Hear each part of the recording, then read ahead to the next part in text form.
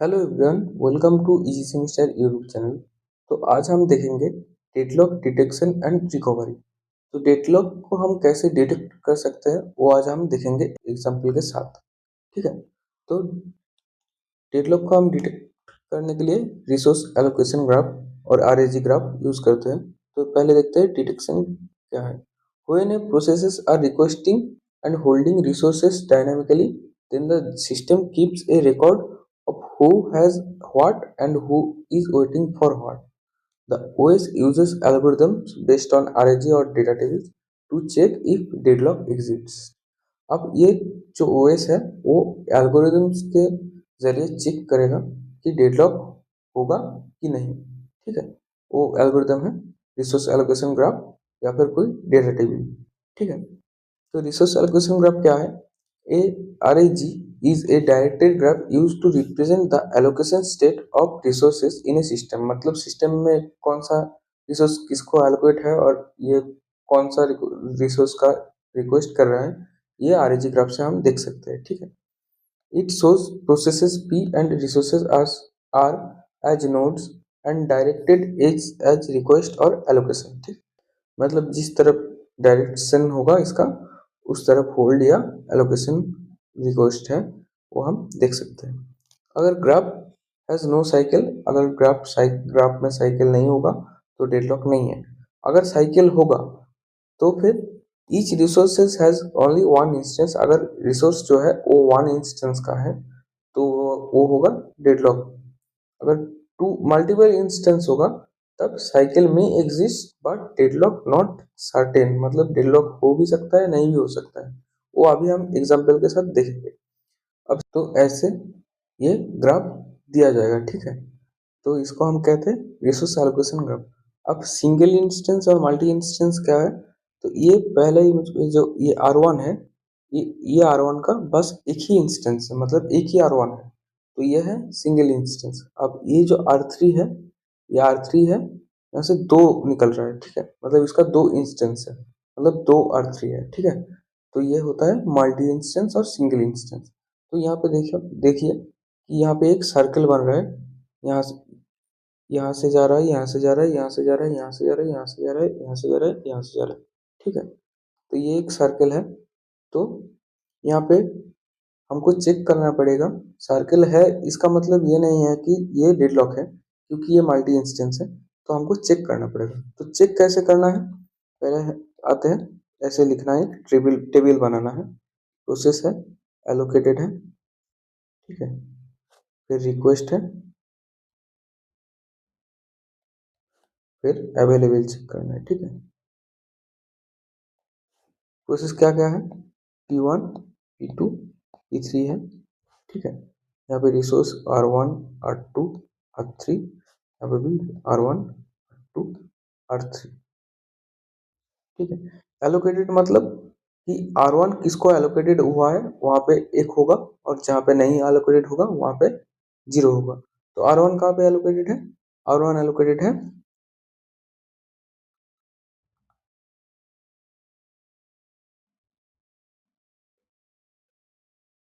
अब P1 में क्या एलोकेटेड है? ठीक है।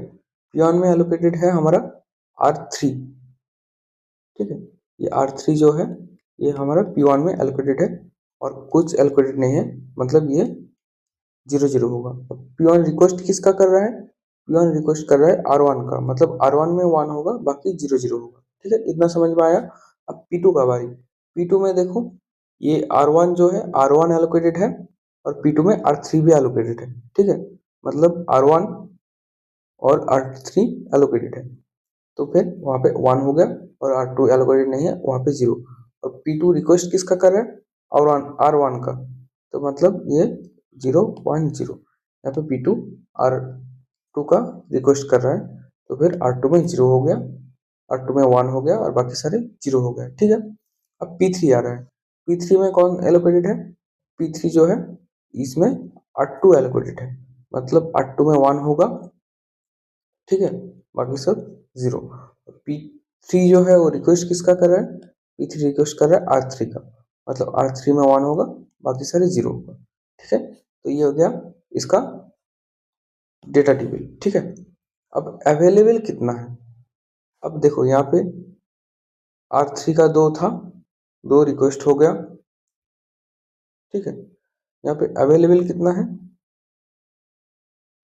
एलोकेटेड, ये भी एलोकेटेड, ये भी एलोकेटेड, और इसका इसका रिक्वेस्ट करें तब फिर अवेलेबल है 0 0 0, क्योंकि R3 का दोनों इंस्टेंस अवेलेबल हो गया, R1 का एक था, R1 एक एलोकेटेड है, R2 एक एलोकेटेड है, तो अवेलेबल है 0। अब 0 से इस यहाँ पे जो रिक्वेस्ट कर रहा है ये कोई सेट हमको हम किसी को ये दे सकता है 0 0 0, नहीं दे सकते हैं, तो फिर यहाँ पे ये आएगा डेडलॉक, ठीक है। तो सेकेंड जो इमेज है इसके लिए भी सेम हम करेंगे, प्रोसेस लिखेंगे, यहाँ पे भी एक सर्कल है, ठीक है। फिर भी हम चेक करके देखेंगे कि डेडलॉक होगा या नहीं होगा। इसके बाद आता है एलोकेटेड, इसके बाद आता है रिक्वेस्ट, ठीक है, और अवेलेबल। प्रोसेस क्या क्या है, P1 है, P2 है, P3 है, रिसोर्स कितना है, R1 है और R2 है, बस, ठीक है। बस दो ही रिसोर्स है, R1 है और R2 है। तो आप देखेंगे कि P1 को कौन कौन सा रिसोर्स एलोकेटेड है, ठीक है। तो P1 जो है इसको एलोकेटेड है R2, R2 में एक लिख देंगे और R1 0, ठीक है। ये रिक्वेस्ट किसका कर रहा है, ये रिक्वेस्ट कर रहा है R1 का, मतलब R1 में 1 होगा, R2 में 0। अब P2 देखेंगे, P2 क्या है, P2 है यहाँ पे, P2 R1 को होल्ड करके बैठा है, किसका रिक्वेस्ट नहीं कर रहा है, ठीक है। P2 R1 को होल्ड कर रहा है, ये 1 होगा, ये 0 होगा, और किसी का रिक्वेस्ट नहीं कर रहा है, मतलब ये 0 0 होगा, ठीक है। अब P3 देखेंगे, P3 R1 को होल्ड करके रखा है 1, और किसी को नहीं 0, ठीक है, और रिक्वेस्ट किसका कर रहा है, R2 का, ठीक है, ये R2 का रिक्वेस्ट कर रहा है।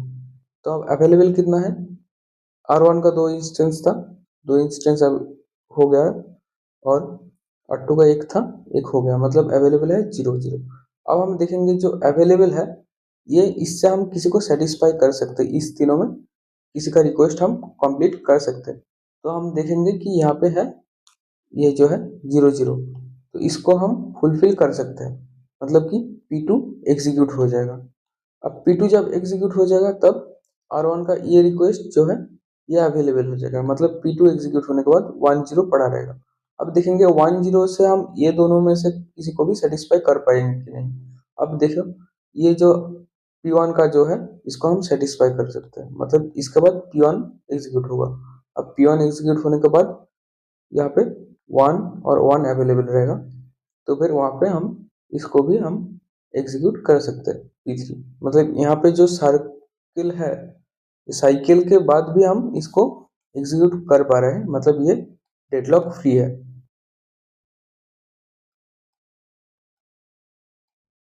आई होप ये RAG रिसोर्स एलोकेशन ग्राफ आपको समझ में आया हो। अगर समझ में नहीं आया तो फिर से ये वीडियो एक बार देख लीजिए, आपको समझ में आ जाएगा, ठीक है। तो अब हम देखेंगे डेडलॉक रिकवरी, मतलब अगर डेडलॉक हुआ तो उसको रिकवर कैसे कर सकते हैं। Once a deadlock is detected the west must recover the system. There are two main method, एक है प्रोसेस टर्मिनेशन और एक रिसोर्स प्रीएम्पशन। प्रोसेस टर्मिनेशन में क्या कहता है, अबॉर्ट ऑल डेडलॉक्ड प्रोसेसेस, मतलब जो प्रोसेसेस है डेडलॉक में है उसको अबॉर्ट कर दो, तो उससे क्या होगा, अबॉर्ट कर दिया तो रिसोर्स फ्री हो जाएगा, तो फिर हमको वो रिकवर हो जाएगा। अब about one process at a time, मतलब जो जो प्रोसेस है डेडलॉक में उसमें से एक प्रोसेस को आप अबॉर्ट कर दो। अगर एक प्रोसेस को अबॉर्ट कर दोगे तो रिसोर्स जो फ्री होगा उससे और जो प्रोसेस डेडलॉक में था वो शायद से भी अपना एग्जीक्यूट कर सकता है, एग्जीक्यूशन कर सकता है। तो abort one process at a time, ठीक है। After each termination rerun detection algorithm to see if deadlock persist, फिर से डिटेक्शन करके देखना पड़ेगा कि अगर डेडलॉक हुआ तो फिर और एक प्रोसेस को अबॉर्ट कर देंगे, ऐसे करके abort one process after another करते रहें। उसके बाद जो आता है रिसोर्स प्रीएम्पशन, ठीक है।